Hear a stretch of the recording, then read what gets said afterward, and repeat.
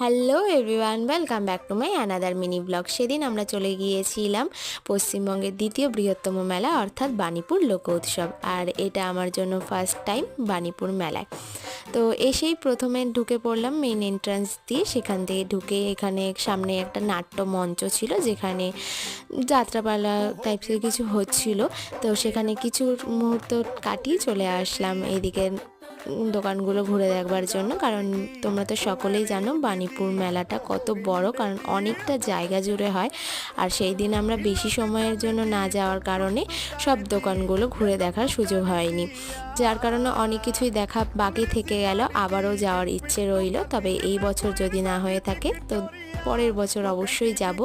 আর যেগুলো ঘুরে দেখা হয়নি সেগুলোও ঘুরে দেখব। তো এখান থেকে কিছু টুকিটাকি শপিংও করেছিলাম, তারপরে চলে আসলাম পিঠে খেয়ে বাড়ি। তো আজকের এই মিনি ব্লগটা এইটুকুই। তোমাদের কিছু ভালো লেগে থাকলে একটি